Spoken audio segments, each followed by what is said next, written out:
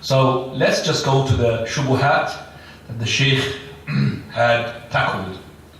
What they throw on us, these shubuhat. Number one. Misconception 1. Some of them say, there is no doubt that it is obligatory to return to the guidance of our Prophet ﷺ in the matters of our deen, especially in the recommended acts of worship such as prayer, where there is no room for opinion or ijtihad, due to their immutable nature.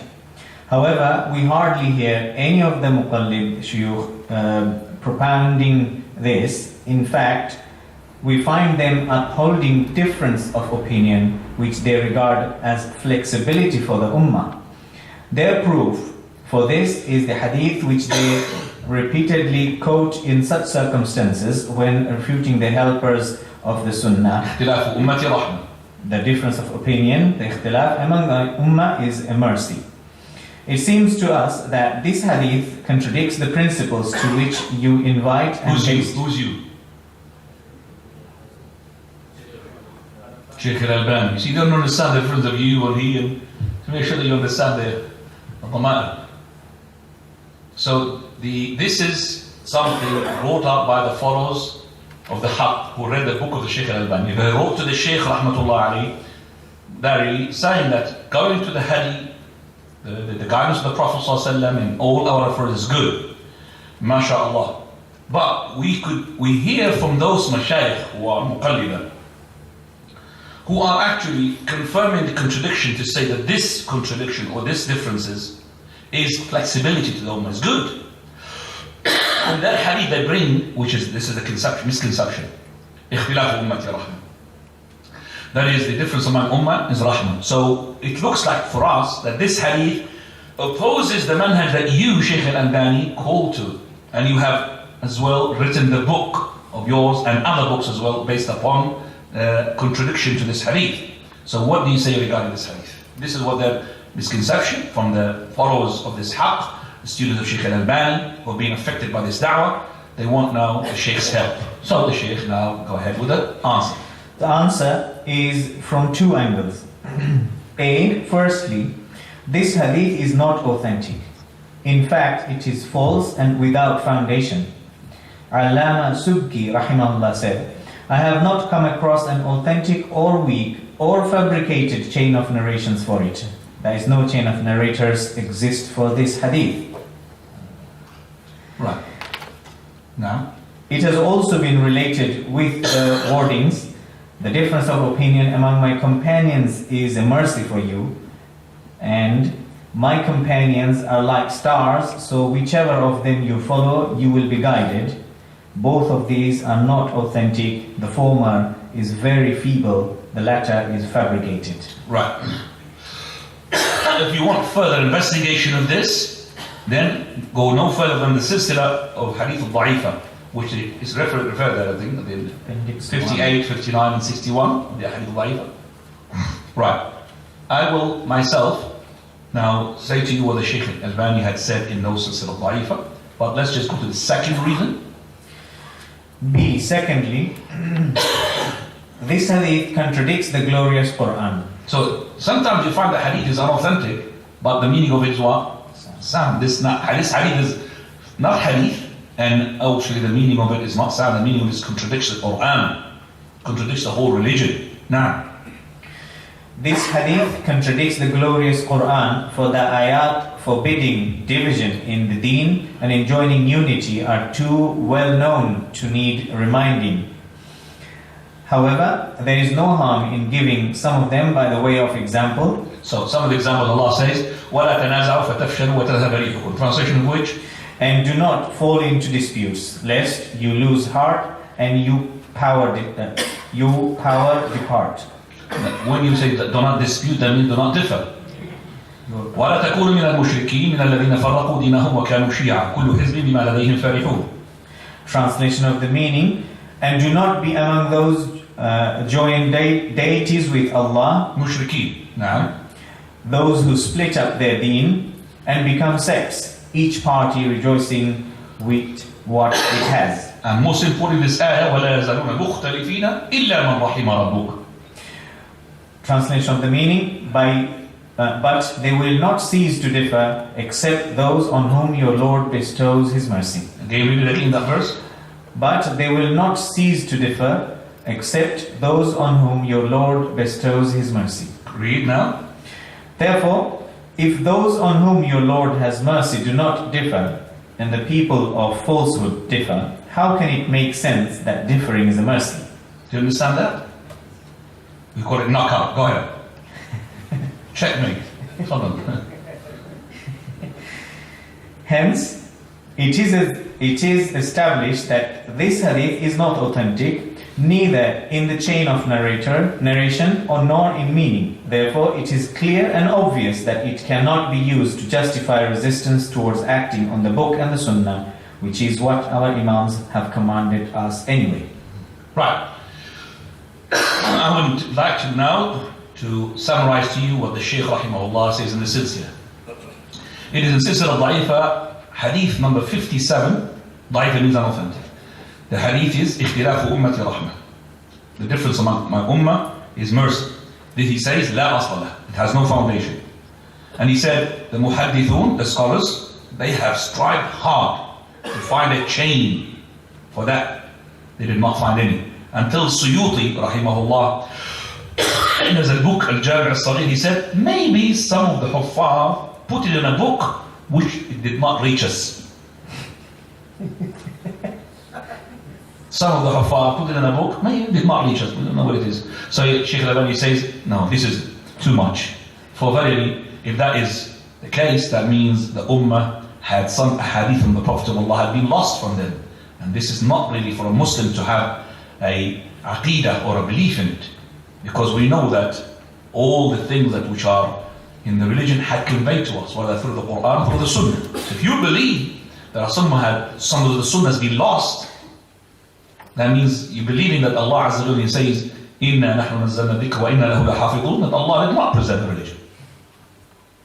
Okay? So, no, we don't have that. Also, the meaning of this hadith, Shaykh al-Albani says, is deniable. Is rejected according to the muhaqqiqeen from the ulama. Ibn Hazm, rahimahullah, he says in his book, Al-Ihkam fi Usul al-Ahkam. After he had mentioned that so-called hadith, he said, this is from the most corrupted sayings. Because if the difference and the divergence and the split is to be mercy, then to have consensus and agreement, it will be a wrath. It will be something which is the opposite. It's not going to be mercy, it's going to be hell. And this is not a Muslim saying, because either it is going to be agreement or it's going to be disagreement. And either it's going to be mercy or it's going to be wrath and anger. So if the mercy is on the disagreement, then the wrath is upon the one who was agreement. And this is not nonsense. And from the side effects of this hadith, which is bad one, which is not a hadith, that so many Muslims, they are confirmed the disagreement, and which is happening between the four madhahib, Abu Hanifa, Imam Shafi'i, Imam Malik, and Imam Ahmad, and they never go back to try to go back and return back to the book and the authentic Sunnah, as their own Imams, may Allah be pleased with them, had commanded them. But actually, they find that these madhahib of those Imams is to be like different shariahs, different deens. They know that, and with the knowledge of theirs, they know that they have the knowledge that they have a very clear difference between these madhahib. And it will not be possible to combine between those madhahib except by refuting some of the sayings of those who oppose their proof and accept the proof of others. And this is, they don't do that. The followers of those madhahib, they never done that. And that is why they have attributed to the Sharia contradictions. How could the Sharia have contradictions? And this is enough proof to say this is not from Allah. Because if they look carefully, Allah says in the Qur'an, وَلَوْ كَانَ مِنْ عِنْدِ غَيْرِ اللَّهِ لَوَجَدُوا فِيهِ اخْتِلَافًا كَثِيرًا. If it was from other than Allah, they would have found a lot of contradiction in it, a lot of disagreement in it. So the ayah, the verse, is clear-cut that the disagreement is not from Allah in the sayings. So how can you make it like a sharia to be followed and a mercy which has been sent down? This hadith, which has, because of it, the Muslims after the Imams, the four Imams, until today, until the day of Imam ibn Hazm, they're still in disagreement in lots of issues, even in the Aqidah. And if they have to say that this disagreement is to be shar, then they will be upon the right track. Because the disagreement, as Abdullah ibn Mas'ud and others, they said, وَالْخِلَافُ كُلُّهُ شَرٌ. Al-khilaf, all disagreement is to be evil. And this had said by Abdullah ibn Mas'ud when he prayed behind Uthman ibn Affan, where? In Mina. And he supposed Uthman ibn Affan to pray 2 rak'ah dhuhr, 2 rak'ah asr. He prayed, instead of 2, he prayed 4.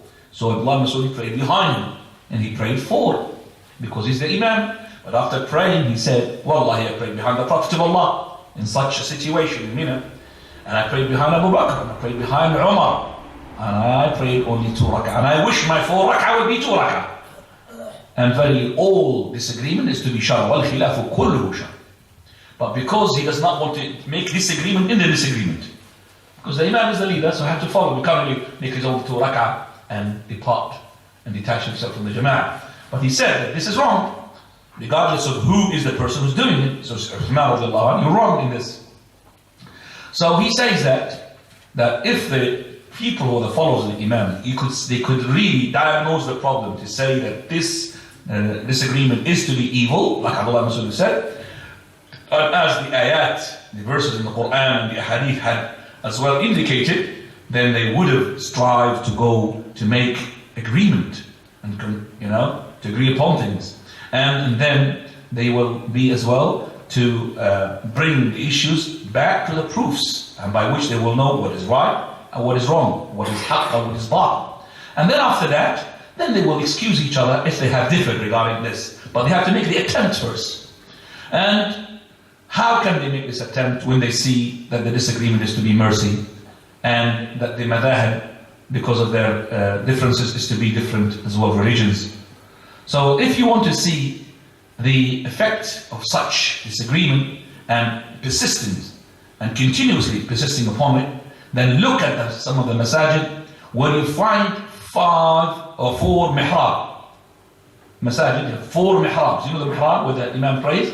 1, 2, 3, 4 mihrab. Mihrab al-Shafi'i, mihrab al-Hanafi, mihrab al-Maliki, mihrab for the Hanbali.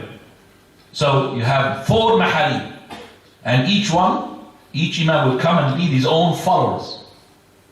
And each one will wait for his Imam. It's like they have 4 religions in one masjid.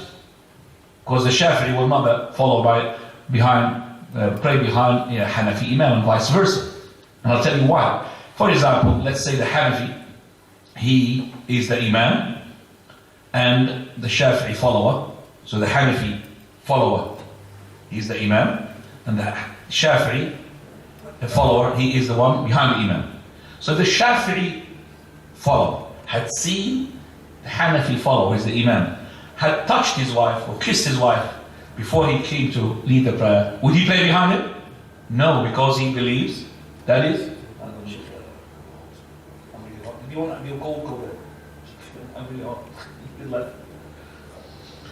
That's why I came here. Because of this. Anybody feels cold, go there, inshallah. So, what did I say? Right, so if this Hanafi follower had touched his wife, then if he leads his wudu according to the Shafi'i follower, is invalid. How can I pray behind an Imam whose wudu is invalid? And vice versa. If the Shafi'i follower is the Imam, and the Hanafi follower is the one behind the Imam, and that Hanafi follower had seen the Shafi'i follower as the Imam, had a cut in his finger, the blood, according to the Hanafi madhab, invalidates the wudu, but according to the Shafi'i madhab, it does not. So then the Hanafi follower would not pray behind the Shafi'i follower who's the Imam, because he believes his wudu is what? Invalid. That's why it's 4 different religions. But if they had diagnosed the problem that this is contradictory, so we have to sit down and see which one is authentic. And if Abu Hanifa and Shafi'i were alive, they would come to consensus. But they did not see the same proof that you are seeing as a follower. You are seeing now Bukhari's ahadith, where Shafi'i did not see it. Because Bukhari is a teacher of the Bukhari. Shafi'i is a teacher of the Bukhari. Bukhari came after Shafi'i. Abu Hanifa, if you saw whether it's Bukhari, he would really change a lot of his opinions. He would have never said beer out of wheat and out of barley is to be halal. Because he would say it's halal. Don't take that from the word Hanafi, drinking beer then. Hanafi follower. But he said it. But if you knew the hadith, which has been narrated in Bukhari and Muslim, they never seen, they never know what is Bukhari and Muslim. Abu Hanifa never heard of it. Because they were not born when he's dead. They were not born. So they did not get the same hadith that the others had got. So if there was people, they realized that this is the mistake, and they got together to come to the, yes, Prophet of Allah said this, Prophet of Allah said that. So what are we doing? How can we regard a person touching a wife or a woman, then it will invalidate his wudu? Nonsense. Because the Prophet of Allah, he kissed Aisha, he used to pray, he lead the prayer. And how can it be that you, Hanafi followers, you say that the blood will break the wudu? We know that the Prophet of Allah sallallahu alaihi wasallam had two of his companions. One of them, he had been struck by an arrow. He was praying, blood is gushing out, yet he was continuing his prayer. If he continues his prayer, that means his wudu is valid. And if his wudu was invalid, the Prophet of Allah would have said to him, repeat the prayer. Okay, so that is as well nonsense. So they would have come to a unanimous decision regarding this issue. After this, if they come to this, they realize the problem, then alhamdulillah, if there are still things which are different, then we will say, we will excuse each other, because you have a strong proof, and I have a strong proof. Your understanding from that proof is so and so. My understanding from that proof is so and so. So we have tried to come to a conclusion. But those people know, they don't want to do that. Abu Hanifa is correct, I'm not listening to you. Shafi'i is correct, I'm not listening to you. That's why I have to different imams, and not far away, not a long time ago, in the haram, we used to have 4 prayers in every prayer. So you have 20 prayers. Fajr, 4 prayers. Dhuhr, 4 prayers. Asr, 4 prayers. Each imam will come. So the Shafi'i, when he prays, for example, follow imam, when he prays his Asr, it will be much earlier than the Hanafi. The Hanafi will have to wait just about an hour or so before sunset, and then he will start his Asr prayer. For him, if he prays behind somebody who's Shafi'i earlier than that, his prayer is invalid. So is that the thing that Islam came to say to us? Instead of becoming Muslim now, Muslim type A, Muslim type B, Muslim type C, Muslim Hanafi, Muslim Shafi'i? No, that's not right. It is not the case. So he says, Prophet of Allah said, إِذَا أُقِيمَتِ الصَّلَاةِ فَلَا صَلَاةَ إِلَّا مَكْتُوبَةً. When the prayer established the Iqamah, then there is no salah except for that salah. So now, the ones who comes first, the Shafi'i madhab, for example, Imam, he calls the Iqamah, and so people sitting in the back. Why are we waiting for Abu Hanifa's Imam? Is that right? They're going to be waiting there until the Imam, and the Prophet said, there's no salah except for that salah. So he says, the cream of the crop, that this agreement is blameworthy in Sharia. It is not praiseworthy. So we have to have a try to get rid of this as much as possible, because it is one of the reasons why the Ummah is weak. Because Allah says, وَلَا تَنَازَعُوا فَتَفْشَلُوا وَتَذْهَبَ رِيحُكُمْ. Do not dispute, so then you will fail, and then your power will go away. And to satisfy ourselves with it, and to call it mercy, this is opposing the ayah, the verse which is condemning such a thing bluntly and openly. And there is no proof for those people who say so, except for that hadith which has no foundation. La asla from the Prophet sallallahu alaihi wasallam.